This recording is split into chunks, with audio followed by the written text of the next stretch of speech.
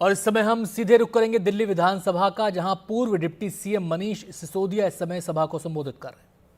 मैं बैठता था तो बेचारों के पास, अफसरों के पास भी पूछने के लिए तो कुछ होता नहीं था। 10-15 मिनट, आधा घंटे बात करते थे, 24 घंटे कस्टडी में रखते थे तो मेरे से गप्पे मारते थे, बताते थे। फिर धीरे धीरे वो खुलने लगे, बताने लगे क्या मामला है जी, क्यों हमें करना पड़ रहा है। बेचारे इज्जत भी करते थे, बोले जी थोड़ी सी हमारी भी घर में प्रॉब्लम है, बच्चों को समझ नहीं आ रहा कैसे पढ़ाएं, थोड़े उनके बारे में भी गाइड कर दो। मैं तो बैठ के उनके बच्चों के बारे में शिक्षा गाइड कर रहा था वहां बैठ के। लेकिन थोड़ी बहुत जो बात हुई उनसे, थोड़ी बहुत पूछताछ के नाम पे उन्होंने कुछ स्टेटमेंट लिए और जो बताया उन्होंने, लेकिन जब कॉन्फिडेंस में मैं भी चौंक गया। भारतीय जनता पार्टी सीबीआई और ईडी दोनों के पीछे पड़ी हुई थी कि यह शराब घोटाले को 10,000 करोड़ का घोटाला बनाओ। अधिकारियों ने कहा साहब 10,000 करोड़ में से कोई चवन्नी तो मिले, तब तो 10,000 करोड़ की बात करें। इनको यहां तो किसी के यहां चवन्नी नहीं मिल रही, कहां से 10,000 करोड़ का बनाए। तो कई महीने तक ये लोग बीजेपी वाले सीबीआई और ईडी के अफसरों के पीछे पड़े रहे कि इसको 10,000 करोड़ का घोटाला बनाओ, 10,000 करोड़ का घोटाला बनाओ।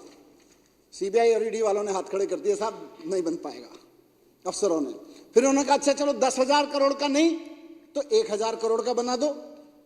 फिर उन्होंने कहा साहब 1 रुपया तो मिला होता, कोई चवन्नी तो मिली होती किसी के यहां से, नहीं मिल रही। वो जो वित्त मंत्री था उसी के घर से कुछ नहीं मिल रहा, कहीं से कुछ नहीं मिल रहा, कैसे 1,000 करोड़ का बना दें। तो फिर उन्होंने कहा अच्छा चलो ऐसा करो 100 करोड़ का बना दो। 10,000 करोड़ का नहीं बना, 1,000 करोड़ का नहीं बना, 100 करोड़ का नहीं बना। उस पर भी उन्होंने कह दिया साहब कुछ चवन्नी तो मिले, 1 रुपए का भी नहीं बना पा रहे हम तो फिर इन्होंने उनको जो भी किया होगा, डराया धमकाया होगा, जो भी किया होगा। फिर किसी को पकड़ा, इसको पकड़ा, उसको पकड़ा, इधर से पकड़ा, जेल में डाला। उसके ऊपर वही आरोप लगाए आतंकवादियों वाले, ड्रग माफिया वाले। तो जो आदमी 10-10, 12-12 बार कह चुका था साहब मेरे से तो मांगा नहीं, मेरे से तो किसी ने पूछा नहीं, मैंने तो किसी को दिया नहीं, उसके स्टेटमेंट है उन लोगों के। अचानक उनमें से किसी आदमी को ये धमकाते हैं बेटा जेल है, सड़ जाएगा, तुझे बाहर निकालने का एक ही रास्ता है, तू मनीष सिसोदिया का नाम ले, अरविंद केजरीवाल का नाम ले। जो आदमी कह चुका था उसके स्टेटमेंट हैं और यही होगा ट्रायल में, देखिएगा।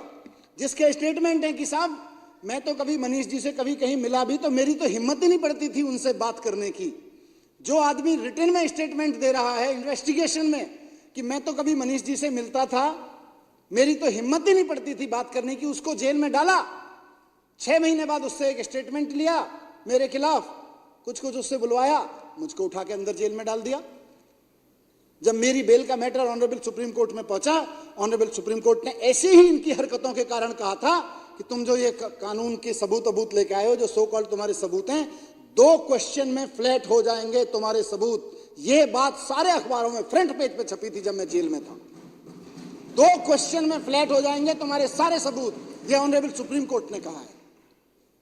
ये सबूत लाए हमारे खिलाफ, जिसको ऑनरेबल सुप्रीम कोर्ट ने कह दिया है भाई 2 क्वेश्चन में फ्लैट हो जाएंगे जब ट्रायल में चलेगा। मनीष सिसोदिया इस समय बोल रहे हैं, जो जांच उनके खिलाफ चली ईडी की, उसको लेकर वो अपनी बात कह रहे हैं और कह रहे हैं कि दबाव था ईडी के अफसरों पर। ये बात उन्होंने ईडी के अफसरों ने ही बताई।